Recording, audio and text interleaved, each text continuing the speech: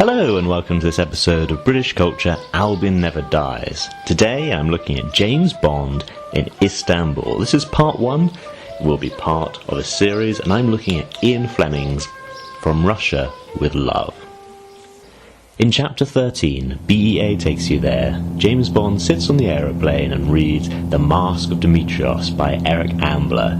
It's a 4-propellered aeroplane from London Airport to Rome, Athens and Istanbul. It was published in the United States as a coffin for Dimitrios, and it's a really interesting choice of reading for Ian Fleming's James Bond. It was written by the English novelist Eric Ambler, and the star of the novel is the English crime novelist Charles Latimer, now in his late 30s, travelling from Istanbul when he makes the acquaintance of a Turkish police inspector, Colonel Haki. From the Colonel, he hears of an infamous master criminal named Dimitrios Markopoulos. Long wanted by the law, his body has just been fished out of the Bosphorus. Intrigued, the fictitious Latimer resolves to retrace Dimitrios' steps across Europe to gather material for a new book. But as fascination tips over into obsession, Latimer gradually uncovers more and more about his subject's shadowy world and realizes his own life may well be in peril.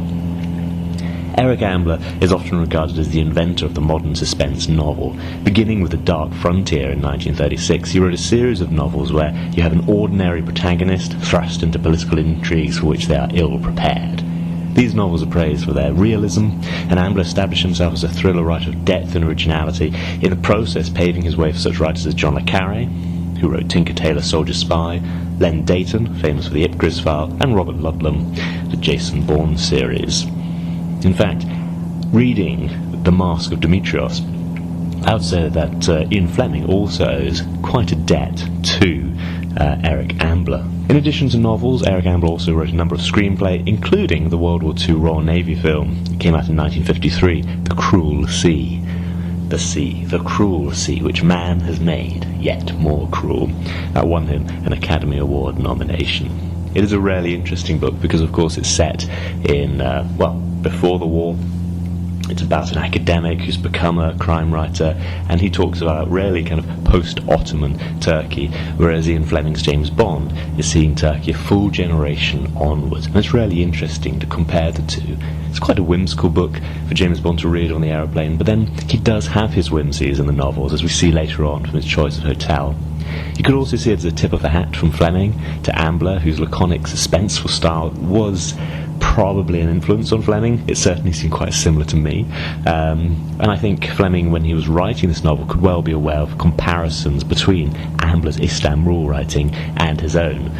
Of course, Ian Fleming would stay in the Pera Palace Hotel, which is where Agatha Christie wrote Murder on the Orient Express, and of course From Russia with Love has that iconic scene on the Orient Express. So he's aware of these literary influences all around him and is giving suitable nods. So, just from the first chapter, already going on the way to Istanbul, not the first chapter of From Russia with Love, but the first chapter that I'm taking, chapter 13, we have a really interesting insight into Turkish culture from a very, very British perspective. In fact, if I were to ponder further on this chapter, Bond reflects on tools of his trade hidden in his luggage by the Q department. Of course, there is no Q in the books. We have the Q department, which is likely influenced by Q ships in the First World War. They looked like ordinary ships from a distance, but then a panel would reveal guns. Of course, this is likely where Q got his name rather than the quartermaster suggested by Skyfall. A bit like C in real life does not mean chief, or that may have evolved to become so as Cummings, as in Mansfield Smith Cummings. The first initial of that name gives us M in the Bond films, not Mallory or Mother, as the film suggests as well. The literary Bond flies on April the 13th against the wishes of his secretary, Lolia Ponsonby, again never seen in the films, and Bond wonders why he bothers with other women when his own secretary was the most darling of them all. I wonder if the character of Lolia is actually kind of brought into the character of Miss Moneypenny in the films. Of course, Moneypenny is a very, very, very minor feature of the books. There was a real-life Lolia Ponsonby. She was a British peeress and a magazine editor who married the then twice divorced Hugh Grosvenor, second Duke of Westminster. They were married on the 20th of February 1930 in a blaze of publicity with Winston Churchill as the best man, but were unable to have children, and their marriage disastrously failed. It was dissolved in 1947 after years of separation, and it's believed that Lindsay popularised the aphorism falsely attributed to Margaret Thatcher: anyone seen in a bus over the age of 30 has been a failure in life. It appears to have been coined initially by the British poet Brian Howard.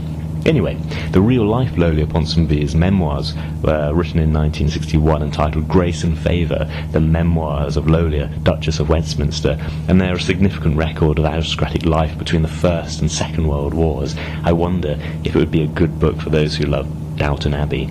The foreword, by the way, is by Noel Coward, who starred in 1942's In Which We Serve, another great Royal Navy film, but the book itself is extremely expensive to get hold of, so only for those with a very special interest. Again, I enjoy going through the Ian Fleming novels and just picking out these interesting little facets, going on these little Google rabbit holes and seeing what I can find as an insight into, well, Fleming's world. Bond is motivated very early on in Part 2 of From Russia with Love as motivated by boredom, similar to Sherlock Holmes, and engaging in similarly self-destructive behaviour between missions. Not the 7% solution for Ian Fleming's James Bond, more his troubling temper with other departments and other heads. Also similar to Sherlock in the original Arthur Conan Doyle adventures, James Bond has this Scottish housekeeper who fusses over him. Again, never seen in the film, so I'm enjoying From Russia with Love, rereading it once again because, well, I enjoy it so much, and there's always plenty of details to pick up. After 2 martinis, yes, they're in the books, and a half bottle of Calvert Claret, Bond is happy to land in Yeşilköy. Yeşilköy means green village in Turkish, and this is, was the airport, created around in the 1900s as an airstrip, and then created and recreated again and again until you get Mustafa Kemal Atatürk Airport, which is, of course, one of the main airports there. There's this interesting little quote from Fleming. So here's the first section that I'm going to actually just read out from the book. It's Bond's impressions on arrival in Istanbul. So, these dark, ugly, neat little officials were the modern Turks. He listened to their voices, full of broad vowels and quiet sibilants and modified U sounds, and watched the dark eyes that belied the soft, polite voices. They were bright, angry, cruel eyes that had only lately come down from the mountains. Bond thought he knew the history of those eyes. They were eyes that had been trained for centuries to watch over sheep and decipher small movements on far horizons. They were eyes that kept the knife hand in sight without seeming to, that counted the grains of meal and the small fractions of coin, and noted the flicker of the merchant's eyes. They were hard, untrusting, jealous eyes. Bond didn't take to them. I think there's quite a few interesting things in that section. Aside from Bond's perception of the foreigner, I thought the broad vowels, the quiet sibilants, the modified U sounds, was really interesting. Of course, I would. I've been studying Turkish for over 20 years. Turkish is quite unlike Arabic, to which it's often compared, most particularly in that there are so many vowel sounds. They have more letters for them. Of course, they're considered different letters in Turkish. We might see them as just an undotted U and a dotted U, and an undotted I and a dotted I, but they're all quite distinct in their pronunciation. Quite unlike Arabic, I would say, which has less attention to vowels and more attention to consonants. Turkish was written in the Arabic alphabet for a long time, many centuries, for religious reasons. But the new Turkish Republic changed that, switching to a modified Western alphabet in late 1928, putting it into law that it must be used January the 1st, 1929. And yes, containing plenty and plenty of broad vowels. The quiet sibilants I find interesting. Those, of course, are the s and sh and z sounds in a language, which you would naturally get on arriving in Turkey as people say hoş geldiniz and hoş bulduk, welcome, and, well, thank you, I guess. I found welcome would be a more literal translation. Hoş geldiniz. Yeah, that makes sense. You have the quiet sibilant of a s and a z. And the modified U sounds, well, yes. Turkish has the U, for example, in gul, as in rose. Roses are mentioned frequently in the first half of the novel. So he does accurately reflect on the Turkish language. Bond thought he knew the history of those eyes. They were eyes that had been trained for centuries to watch over sheep and decipher small movements on far horizons. So he's talking about, for example, the Silk Road. The Ottoman Empire's success was partly built on being the terminal stop of the Silk Road, going through Central Asia, what would now be Azerbaijan, Tajikistan, Kyrgyzstan. This was all part of the Ottoman influence, and I think has been beautifully portrayed in the Turkish movie Cenneti Beklerken, or Waiting for Heaven, which came out in 2006. I think the artistry of it is still very, very present, and I'm always surprised it didn't get bigger than it was. It was an award-winning art film. Waiting for Heaven. The dangers in living memory.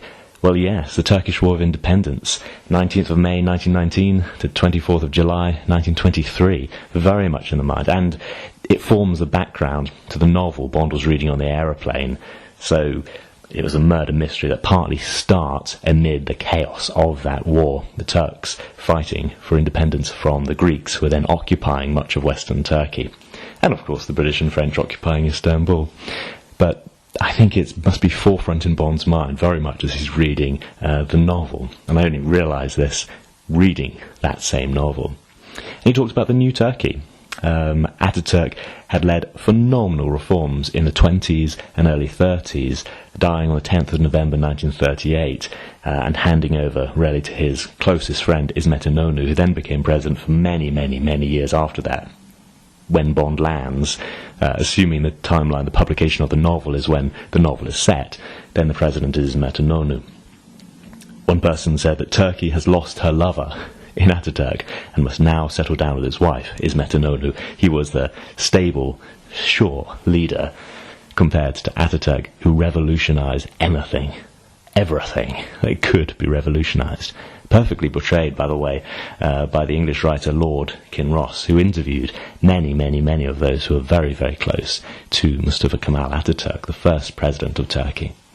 As Bond lands in Istanbul, a tall, rangy man takes him in an old black basket-work Rolls-Royce Coupe de Ville that perhaps belonged to some millionaire in the 1920s. I like this. I started to look into what is a Coupe de Ville. It's a car in which the driver compartment is open or without a roof, while the passenger compartment is closed, or it can mean just a car with a partition, usually glass, between the compartments, or even a removable roof over one or both compartments. The basket work is what really interested me. I found this on the blog Fleming's Bond. It doesn't refer to actual wickerwork panels, but to a painted-on design known as basket work. It's really interesting. I think a kind of interim between the kind of cars that were made of smart wooden panels and the cars that would be all metal later on. I think that basket work was an interesting kind of transition period. And then Bond is taken to his hotel, the Crystal Palace. Bond stays there as the name just amuses him. I had a look on the Encyclopaedia Britannica just for some solid facts on the original Crystal Palace, which is, of course, in London. It's a giant glass and iron exhibition hall in Hyde Park, London, that housed the Great Exhibition of 1851. The structure was taken down and rebuilt 1852 to 54 at Sydenham Hill, now in the borough of Bromley, which site it survived until 1936.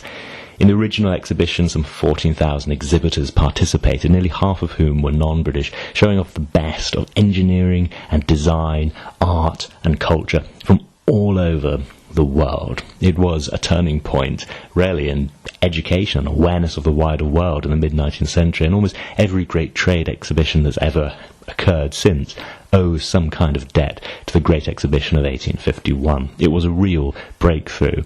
The number of visitors at the original exhibition amounted to just over 1/3 of the British population at the time, but of course people came from all over the world.